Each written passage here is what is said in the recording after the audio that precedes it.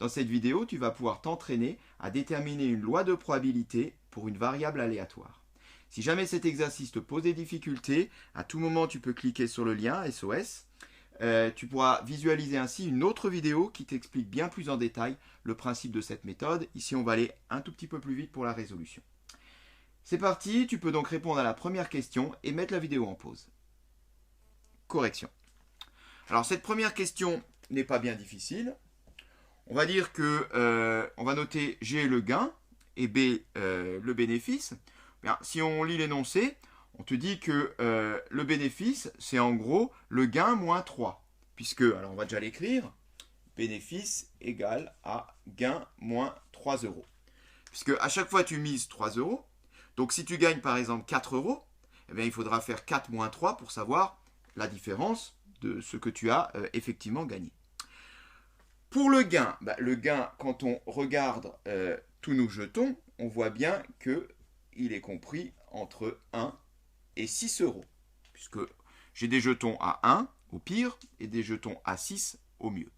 Ce qui veut dire que le bénéfice est compris en appliquant ceci entre 1 moins 3 et 6 moins 3, soit bénéfice compris entre moins 2 euros et 3 euros. Voilà, ça c'est une façon de le démontrer sans trop en écrire. Bénéfice égal à moins 2 euros, oui, c'est une perte. On appelle de façon globale un bénéfice, sachant que celui-ci peut être négatif. Voilà, je te laisse répondre à la deuxième question et mettre la vidéo en pause. Correction. Bien, alors ceci, ça se présente dans un tableau.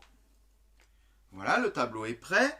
On va noter ici, donc en première ligne, toutes les valeurs prises par la variable aléatoire. Eh bien, elles sont notées juste au-dessus. Ce sont toutes les valeurs, alors entières, on est d'accord, comprises entre moins 2 et 3. Moins 2, moins 1, 0, 1, 2 et 3. Puis on va noter ici, donc, la loi de probabilité, c'est-à-dire la probabilité prise par toutes les valeurs. Probabilité que la variable aléatoire soit égale à moins 2. Concrètement, probabilité d'avoir un bénéfice de moins 2. Regardons, des jetons qui me mèneraient à un bénéfice de moins 2, j'en ai 6. Ce sont les jetons marqués 1 euro, puisque 1 moins 3, ça fait bien moins 2. Donc si je tire un jeton de 1 euro, je perds 2 euros.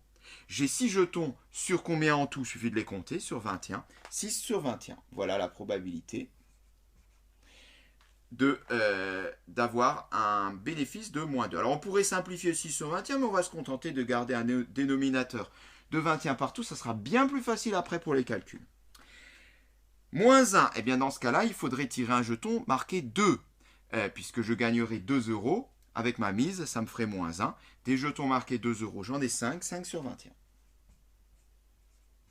Puis je continue en comptant à chaque fois le nombre de jetons.